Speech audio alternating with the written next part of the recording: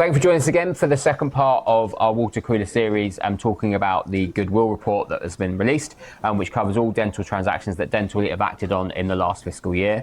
So in this section, we're going to talk exclusively about sales to independent dentists. And what we mean by that is people who are buying their first, second or third dental practice. Now, first thing I think the biggest thing for that is by nature these transactions tend to be smaller in size, but also that doesn't mean to say that there's any less a competitive market.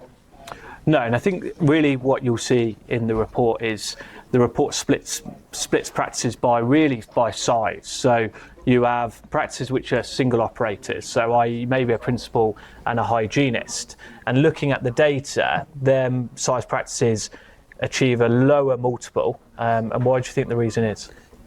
I think the reason is that, bearing in mind that interest rates are still higher than they were sort of 3 or 4 years ago, is there's got to be a reason why someone's purchasing it. Now, often at the lower end, people are purchasing it to earn broadly the same or sometimes even less than what they were earning as an associate dentist. So what that has to mean is that when it comes to the valuation of Goodwill, they pay less for the practice because there isn't a massive upside, immediate upside, I should say, for when they buy the practice. Whereas conversely, if you're buying a slightly bigger practice, you would expect to have some commercial upside almost immediately on acquisition. And for that reason, actually, for the first time this year, the report does look at the upper and lower medians in terms of the independent data, because there is, as you say, probably a market of two classes that occurs within that subsector because they're owing to sort of the nature of the grouping of practices where you're going to earn a profit and those that you aren't. Yeah, and fundamentally it comes down to actually for the smaller end of the market is, do you benefit from being an owner? Or would you benefit from being an associate, especially with associate pay in some areas? If we look at the latest benchmarking report, of which we'll release one later in the year, is the average UDA value is near enough 13 or 14 pounds. If you're out there as an individual doing 8,000 UDAs and 50k private, you're probably going to be significantly better off. So there needs to be some form of compensation, and that comes in terms of the multiple that you pay for a smaller practice as opposed to a large practice where you benefit from the clinical profit of multiple associates delivering income. Yeah, and the other thing is, of course, we said in the first Watercooler that we did with regard to how there isn't that much regional disparity amongst the groups, it's actually conversely the opposite when you look at independent. So if you look at by multiples by way of example, in London and the South East, people are paying on average 3.7 times for a dental practice. You put that practice up in the North East, they're paying 2.86, which is a good 25% difference by my very quick mental maths, but in comparison to what you would pay in a different area of the country. So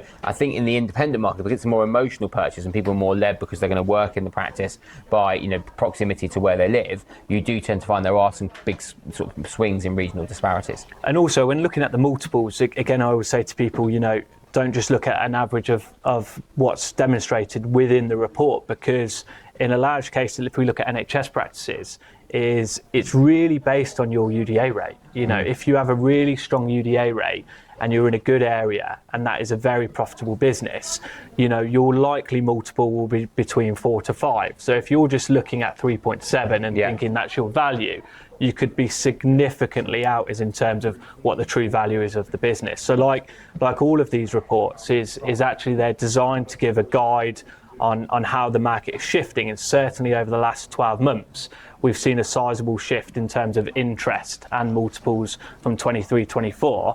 But I'd really recommend anybody out there listening is valuations are done on an independent basis, linked to growth potential, location, UDA rate, profitability, risk and opportunity, as opposed to just an average figure on a report, say from us or any other competitor. Yeah, and the reason for that is, as we kind of alluded to, if you look at the Southwest, some of the lower end was 1.2 times, in terms of as a multiple, because we do sell a lot of practices where, we've got squat practices, which, for argument's sake, where they don't quite take off, and we're selling sort of, 1 times or 1.1 times, whereas conversely, some of the big, really strong stuff, you're selling for multiples of 5 and beyond. So there is those kind of swings. So again, just to cover some headlines, the average sale price last year was 795,000 within this kind of subsector, which was representative of about 135% of turnover. But as Phil says, these are all averages. There's a lot of deals in here that swing those kind of multiples, and it does vary based on the area of the country. So if you are interested in evaluation,